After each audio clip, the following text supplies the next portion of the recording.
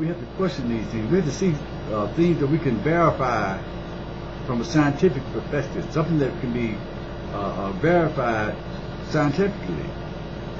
So, and neither one of those can be verified scientifically. There's no way that we can look into our mind or into our bank of scientific knowledge and find anything that will help us to grasp realistically the existence of the Supreme Being as the scripture, a literal interpretation of the scripture, put that existence as the word, as words that we use to speak to one another, and then using that word and creating man from the dust of the ground, that existing as that word. We have to look into it a little deeper today, if we really want to be satisfied. Our intelligence just will not let us rest with that. So then we go to the Bible and we try to understand these scriptures relating to or describing the existence of the creative power of the Supreme Being from a scientific perspective. And in order to do that, we have to just know a little bit about science, a little.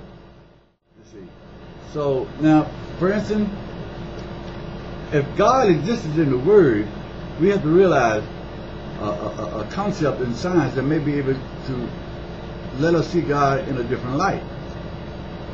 For instance, we know that positive and negative charges are fundamental to the manifestation of all flesh that exists on the body, of all matter. See, positive and negative charges are fundamental to building atoms, and atoms are fundamental to all matter.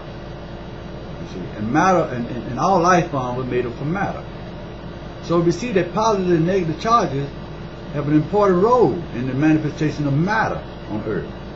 And matter and all life form are formed from matter. So there's the point that we can start from right there. Okay, well, what are these positive and negative charges? How do that relate to God from a scientific perspective?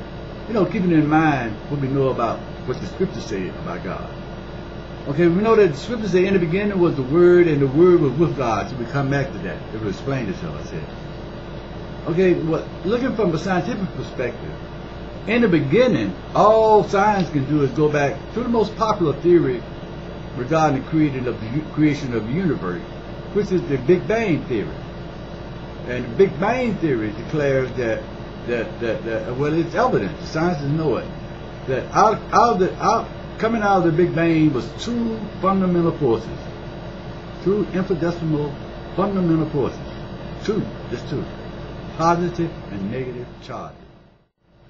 And they realized about over a period of time these positive and negative charges interact with one another and begin to form bits of matter, which led into the subatomic particles that eventually led into the creation of the atom.